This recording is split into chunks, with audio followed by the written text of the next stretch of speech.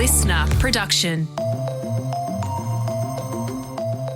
Hey, I'm Antoinette Lattouf. This is the Weekend Briefing. It's the show where we step away from the headlines and hang out with someone shaking things up or shining a light where others won't.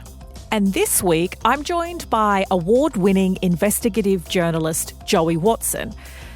And his latest work is, well, chilling is the only way I can really explain it. He's the host of Secrets We Keep, Lone Actor. It's a deep dive into the Christchurch mosque massacre, a 2020 terror attack by Australian Brenton Tarrant that murdered 51 Muslims as they prayed. It was an attack that shocked the world.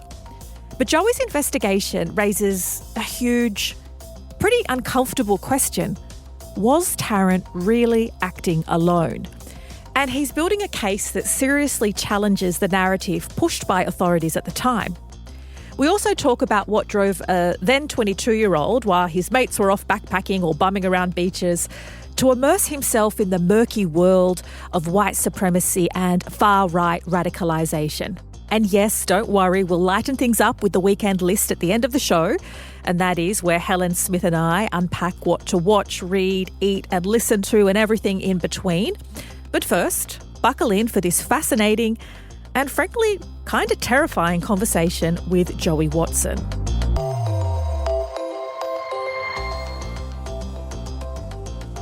Joey, welcome to the Weekend Briefing. Thanks so much for having me, Antoinette. It's great to talk to you. I want to start with you, a little bit about where your family is from, but also how you ended up being an award-winning investigative journalist without going to university, because that makes the rest of us journalists feel pretty shit about ourselves. I'm just going to put it out there. Little overachiever, doesn't go to university, is an award-winning journalist, and then we're going to get to your incredible series. But yeah, I want to know more about the man himself. That's really nice, Antoinette. It's a product of my kind of infinite chaos where I just find myself in strange situations and seem to latch onto them and keep going until weird things happen like that. It's a good question, and it's one that I'm not used to being asked as a journalist, really. I'm just a guy. I grew up in Sydney, but I come from a kind of tessellated family of interconnected stories. On my mum's side, which I think has been particularly important to me, I have Holocaust surviving grandparents. Both of them are still alive. Wow. And their life experiences, which, you know, the trauma of which filters down the generations and Absolutely. very much I still, you know, it impacts my family in many ways today, you know, has been a guiding light for me in the sorts of work that I want to do. And certainly with this series, you know, I feel like I'm acutely aware that the great tragedies that happened in the last century in Europe, that societies can fall to unimaginably evil ideologies. It can actually happen again. And that's probably why I'm so vigilant to that kind of stuff and why that's been such a big part of my work. And then, as I understand, your dad is also from Christchurch. Well, that's the other side, yeah. Dad's grew up in Linwood, Christchurch, which is actually the suburb of the second mosque that was attacked that day on March 15 in 2019. He was the son of a train driver who ended up becoming a hippie. He lived on a nudist colony for a very long time. And that's another interlaced story. I feel like that I'm surrounded by, as I was growing up, you know, different stories. But that in relating to what we're talking about today, I think, you know, because of my connection to Christchurch, I was acutely aware how small that community is, how unimaginable it was that something like that could happen there. And that was, you know, probably part of my propulsion into this as well. So the horrendous Christchurch attacks of 2020, do you remember where you were when you first heard about it, when the terrorist attacks happened? Yeah, absolutely. I just started in journalism. I was 22 years old. I was working as a digital reporter at Radio National when a warning was sent around the office about a video. I was already sort of looking for ways into the story of far-right extremism, both because of my personal family experience, I was aware of it, but also because there were indicators in the years before Christchurch that it was going to be one of the biggest stories of our time, sadly. There was the marches in Charlottesville, for example. There'd been instances of right-wing terrorism that we probably hadn't paid very close attention to, or at least not to see them as an interconnected threat in the way that we had Islamist extremism in the same period. So, for many people, I wouldn't say I was quite at that stage yet. I don't think I was smart enough or following things closely enough yet to have seen what happened in Christchurch as being a kind of inevitability or at least very explainable by those currents that were coalescing in the years before Christchurch. But definitely, I realised, wow, and it brought home in the most awful, tragic, horrible terms the nature of this threat, the nature of the threat of right-wing extremism. It became unignorable in Australia for about a week. And then soon after that, it was kind of forgotten, and we more or less fell into a collective amnesia around it, which is, why I've tried to pick it up. Yes, I remember exactly where I was at the time. I was working at a television network, and I remember the live stream attack was happening, and the outlet I was working for at the time made the decision, which it later realised was the wrong decision, to start live streaming also on social media what he was doing. How damaging is that to, I guess, the safety of people, or how, I think conversely, how galvanising could that potentially be to others who want to mirror such an attack and get as wide an audience as possible? After the attack, he very much came to be seen as a sort of psychologically disturbed, obscure loner that had kind of radicalised himself on the fringes of the internet. And I think we missed how deeply tactical many elements of this attack were. The live stream being probably the most explicit example of that.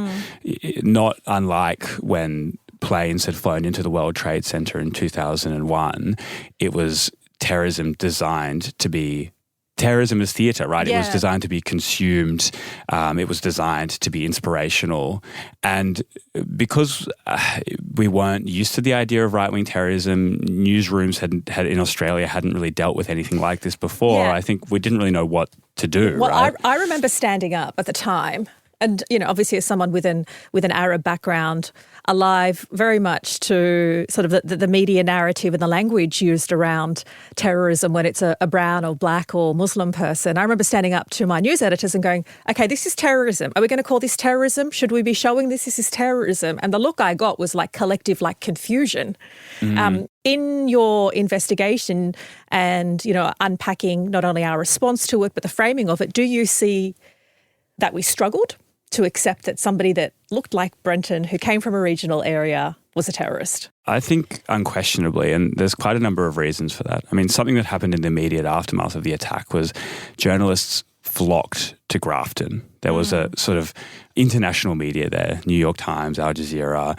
Grafton had never experienced anything like that, to sort of create this template of mass killer narrative, maybe something that we developed from Port Arthur, that when a white person does a mass shooting, quote unquote white, and I am, after this investigation, increasingly wary of using racialized terminology in any forms, but people sort of flocked to Grafton because it was sort of, that's sort of what we did. It must have been something in his childhood. He must have been disturbed. That's the only way we could understand what happened. And that led to a lot of resentment within the Grafton community because, even though there are racist currents in regional towns like Grafton, racism exists. I think can exist in all parts of Australian society. Indeed, all parts of human society, prejudice can exist. Absolutely. But actually, the things that led to Christchurch didn't exist in Grafton. The explainable things weren't in Grafton. They were in a series of online, interconnected, real-world communities that he had fallen into 4 years before the attack, where people had been trying to create the kind of violence that happened in Christchurch, that he had been engaging with and forecasting the violence that he was planning. And a lot of those communities were completely invisible to the people that weren't in them, despite the very real-world impact that they were having. Yeah, I guess it's important to note at this point as well that a lot of that far-right ideology, yes, a lot of it is racist. It's anti-Jewish, anti-immigrant, anti-Islamic, anti-black, but it's also anti-queer, it's anti-trans. It's not just pertaining to racism, right? Sure. And I think a big part of this world, and this is what I discovered, is that a lot of it is built on deceit about what lies beneath the ideology. There was a lot of talk in the years before Christchurch within right-wing circles about something called optics, where they would frame themselves in a particular way in order to make themselves socially acceptable to hoover in new members, to make themselves more palatable to broader society. In the years before Christchurch, there's no question that the biggest issue within mainstream media, the biggest racialized issue was Islamist extremism, and that became a huge thing. We saw that with groups like the United Patriots Front, which then fell into the Lad Society. They basically got their followers by hijacking a series of anti-mosque protests in Bendigo. So they were latching onto these broader strains of racism and Islamophobia in Australian society, where actually when you go into their chats, which I got access to for this investigation, what the truth of the ideology, and this is where the deceit comes into it, is things like race wars, societal collapse, and mass destruction, things that are really horrible and really horribly unpalatable and kind of help to explain Christchurch. And in these communities, the Christchurch terrorist was actually really forecasting and naming the violence that he was planning really close in the lead up to the attack. So what was your first inkling that this wasn't a lone wolf attack? Because authorities at the time in Australia were quick to say, this Christchurch terrorism is horrendous, but it's okay, everybody calm down. He acted alone. There was a lot of evidence after the attack that he'd gone to extreme lengths to cover his tracks. For once, his computer hard drive had been destroyed and never been retrieved. So we don't know a lot about what his online activity was in the years before. Speaking to Muslim leaders in New Zealand, I realised that there were holes in the investigation and things that needed to be filled in. Australia had never had an official inquiry into what or who had led the terrorist in Christchurch to violence. So with these questions in mind, I set out to try and find out, what had happened. Why had the Christchurch terrorist committed such unimaginable violence on that day on March 15, 2019? And was he really acting alone? I would say that the evidence from all of the communities that we now know he was interacting with in the years leading up to the attack, I would say the lone actor designation is absolutely not the full story. The sort of genesis of the story was speaking with anti-fascist researchers. So in Australia, there's an organisation called the White Rose Society, named for an anti-fascist activist in Germany during the Third Reich. And they are completely anonymous, including to me, but do unbelievable amounts of work in terms of real world and online infiltration of fascist spaces. I was lucky because I was covering a lot of fascist stories and neo-Nazi stories kind of early on in my career, that I created links with those researchers. But they were giving me an inkling that actually, there was more to see here. So why then do you think authorities were so quick to frame it that way? Like, why wasn't there an Australian investigation into who he was communicating with, exactly what he did? Because I remember Peter Dutton at the time was like, but he hasn't lived here for a few years, everybody. It's all cool, calm down, let's get back to business as usual. Yeah. I think it was partly because of traps that he'd laid himself that we'd sort of fallen into. He'd published a 71-page manifesto that was, frankly, full of lies. Firstly, he'd said that he'd been radicalised in 2017 while he was travelling in Western Europe, and tried to make it sound like it was just like the natural thing that anyone would come to, where actually I found in my investigation that he'd already been forecasting the violence that he was planning up to 4 years before the attack, so years before that as well. And that was like you were reading all this 4chan? Yeah, absolutely. Yeah, and that was horrible to listen to. It is seriously, yeah. I mean, scary, really scary stuff. So it was both on 4chan where he was anonymous, but also in Australian extremist circles where he wasn't. And I think another part of that is that he put all these traps in the manifesto of like things that looked crazy, which were actually 4chan memes. He knew that he had a radicalized community. They'd sort of been radicalized together in the years before the attack, and he knew that stuff that didn't make sense to people on the outside that made him look mad, actually they were references that people understood. But then I think another part of this is we had a preconceived idea in Australia of what a terrorist was, and he didn't fit that. So the fact that he had done these things that made him look insane, where really he wasn't. He was just part of a deeply radicalized and horribly hateful community. It was a really, kind of convenient narrative that we could grab onto and sort of store it away. I mean, that's just worrying listening to that, though, because ASIO has continued to warn about the threat of right-wing extremism, and that means the communities in which it wants to target remain vulnerable and open to future attacks. I mean, is it a disservice to have parked this as an ugly thing that happened to a guy who lived here but hasn't lived here for a while, and it all happened in Western Europe, really? Yeah. I think, the point of this investigation was not to be oppositional to the institutional findings, both in New Zealand and Australia. I feel like the fact that New Zealand had to bear the brunt of the investigation was unfair because very little of the radicalisation took place in New Zealand. I mean, their gun laws were facilitating in some way, but otherwise this is really a story about Australia and the internet. In saying that, Mike Burgess in the months after the attack, and that's the head of ASIO. The ASIO Director General had said that there was no changes to any operational procedures. He'd said that in an interview with The Guardian, and that he hadn't been on our radar.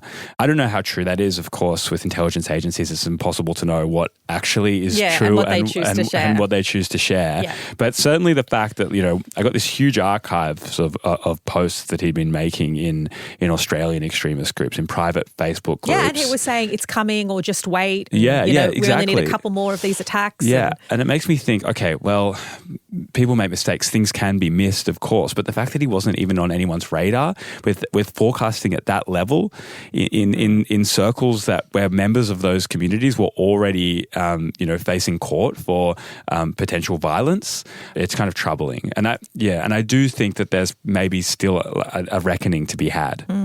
Especially as we know at a time when anti-Semitism and Islamophobia is so rife. Absolutely. And I think, on a slightly more philosophical level, I think another reason that Muslim communities were sort of interested in me doing this story, some members of the victim community, for example, were interested in me doing this story, is because there was, at least people told me that they had an acute awareness of sort of organised Islamophobia in the years before the attack. I mean, it wasn't really known in mainstream circles that there was, for example, a firebombing outside a mosque in Perth in 2016, or a shooting at a mosque in Canning in 2010, let alone the sort of day-to-day violence or abuse that Muslim women have told me that they copped in the years before the attack. And then also the fact that there were attacks on, quote unquote successful, but there were people who had died in a terrorist attack at a mosque in Canada, for example, in a couple of years before the attack. And for Muslim communities, I feel like they were putting this together in a way that only the community could, and trying to have their voices heard, where people on the outside were sort of weren't necessarily hearing them completely. Yeah. And I guess there's parallels to that in terms of what you see with Islamophobia and anti-Semitism now, in that communities themselves are acutely aware of the patterns that they're seeing in terms of their communities being attacked, but it's very easy to ignore them when you're outside them.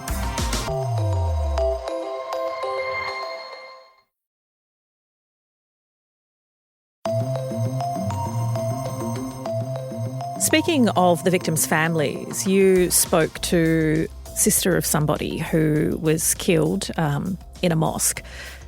I mean, what was that like? And also, I'm curious as to how many families you approached before someone was willing to talk.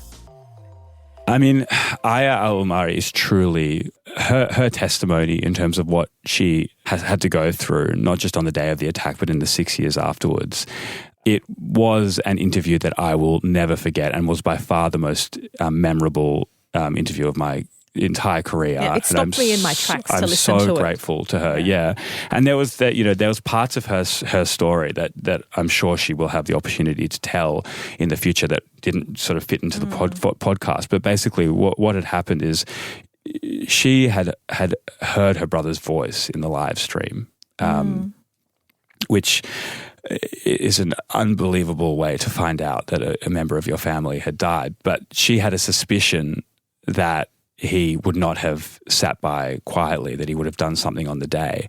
And it took her years to get the resources, for example, the CCTV footage from the mosque that day, to get access to that, to find out that her brother had actually ran towards the gunman. So instead of, running and fleeing. Running or trying to run away, had ran towards the gunman. And only because of her unbelievable persistence over years to get that information out, her brother earlier this year was offered a posthumous New Zealand Bravery Award, unbelievably well-deserved.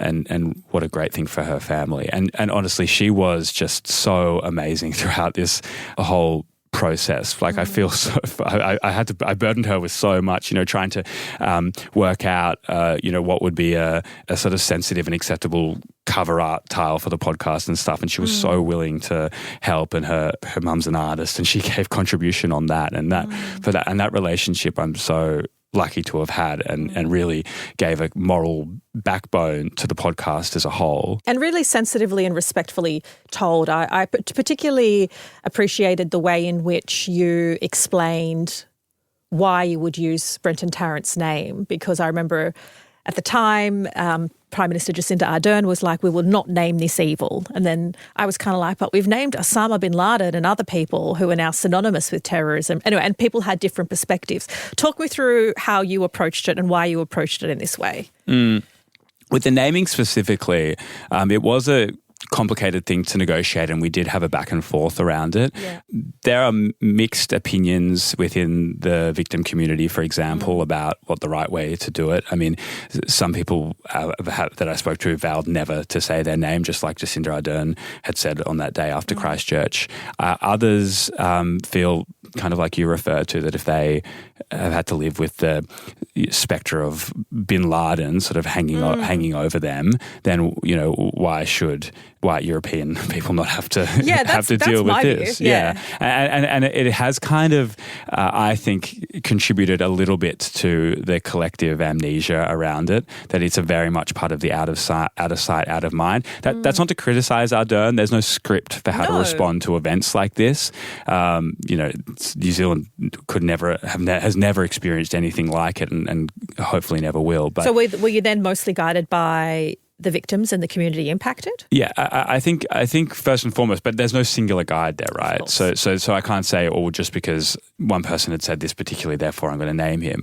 I think what happened, because we did versions where we tried not to, and we tried to minimize naming him, or gave him kind of pseudonyms like the individual and stuff. And as we did that, it sort of started to have, at times I felt a kind of like Voldemort effect, where it's like you by not naming him, you kind of give the name more power than it is. And mythologize him in some inadvertent way. Totally. And it's like important to state, like, he has absolutely no agency in this story. This is not a podcast about the life and times of the Christchurch terrorists. It's a podcast about what happened to lead to Christchurch. It's a podcast about the communities around him. He is a non-entity known only through his posts and how it relates to what happened. I mean, some people have sort of said in interviews and stuff, he's just a loser and stuff. Like, I don't even give him that kind of agency, I do have to say, listening to it was heavy. It was, at some points I felt really sad. At some points I felt really anxious. At some point I couldn't stop listening.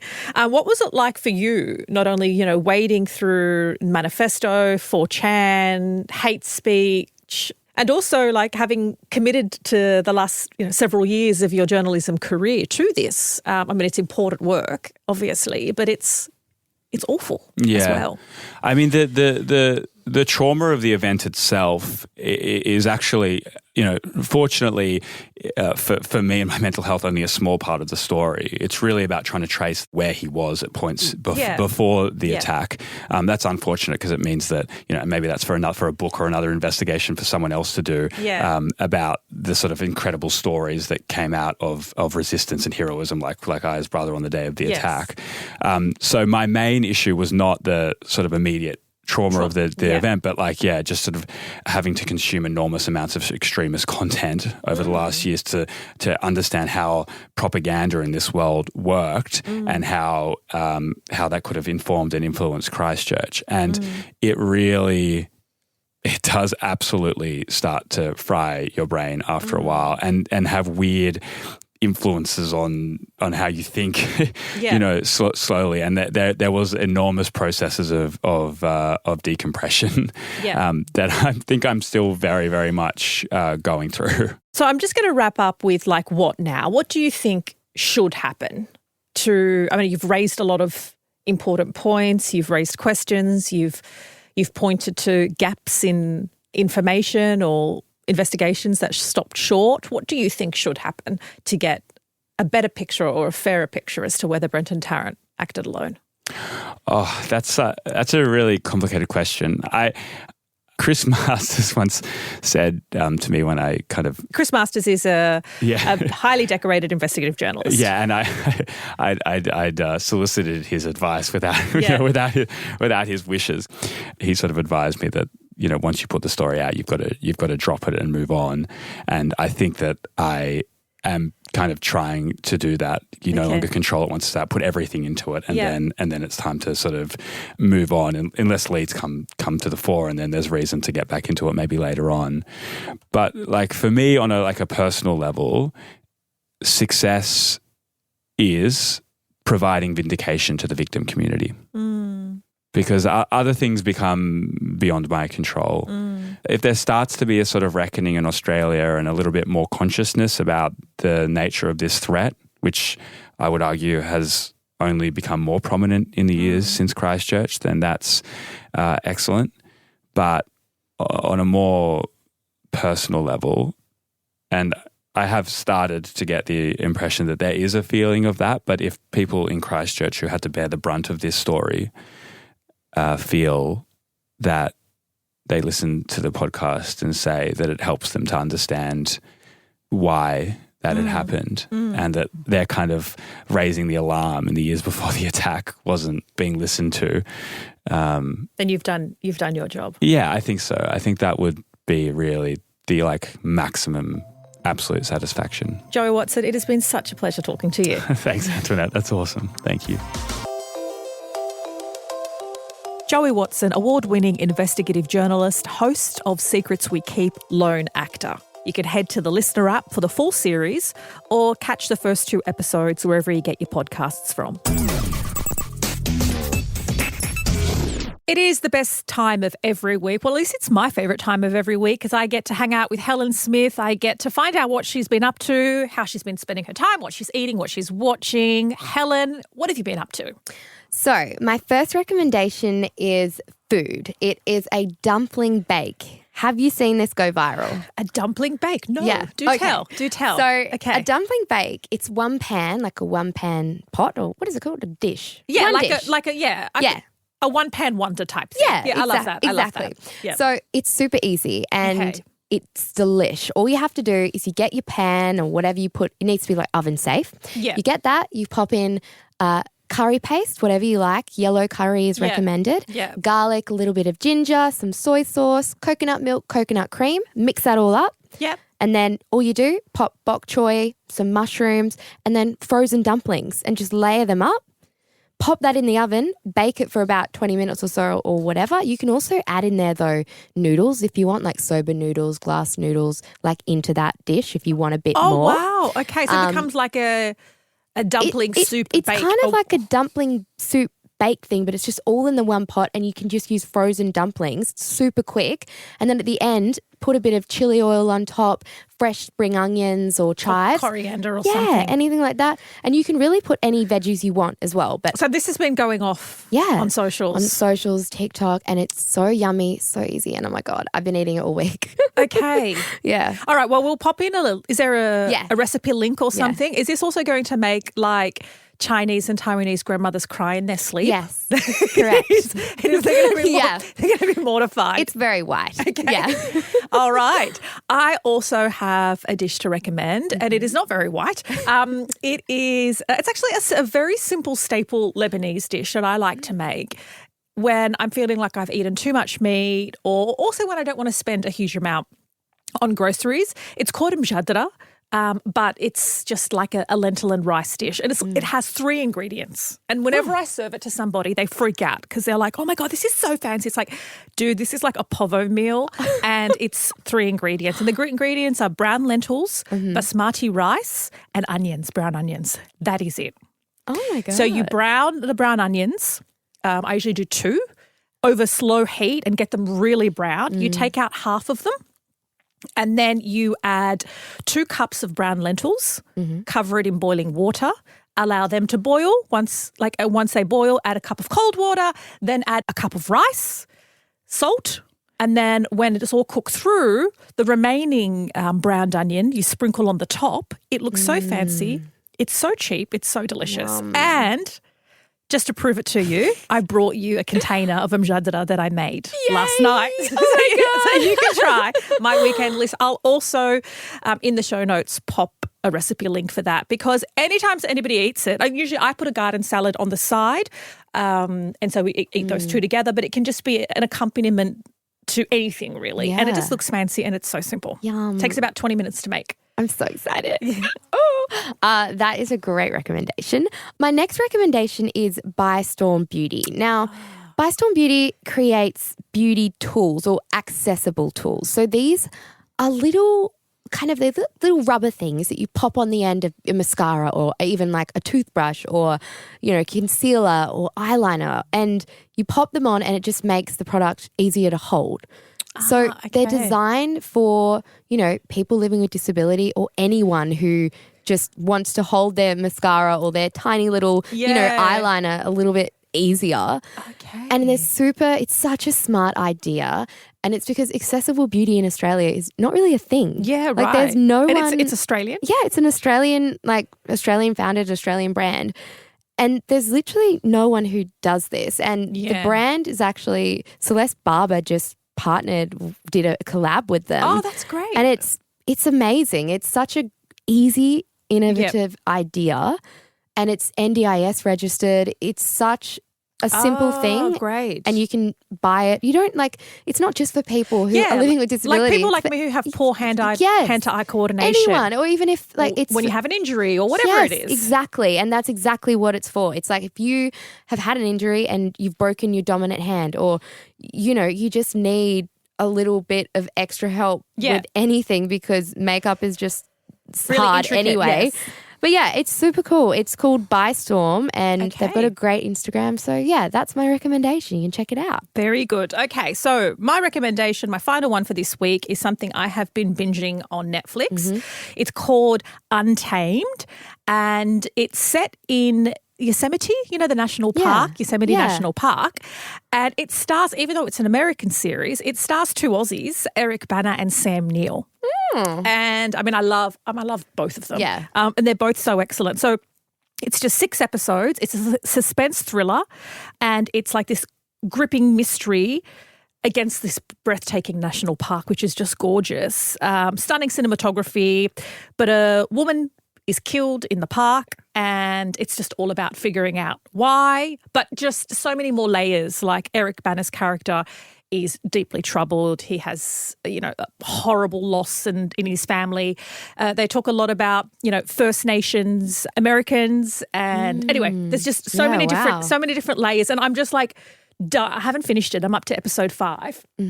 And every episode I'm just dying to find out, what's next. But also I love Eric Bana. I love the cinematography. I love the backdrop. And I love the sort of the inclusive and really respectful acknowledgement of First Nations Americans and how that is weaved through the story. So I think it's a must watch. Untamed on Netflix. I like that. Okay, that is it for this week. Thank you so much for hanging out with us on the Weekend Briefing. Always a pleasure to keep you company. We always want to hear your thoughts. So please do let us know what your thoughts are on this chat with Joey Watson. Give us a review, give us a rating, and if you're feeling particularly generous, you can rate and review every episode. But that is it from us, and we'll be back in your ears on Monday with the headlines and a fascinating deep dive. Take care, everyone.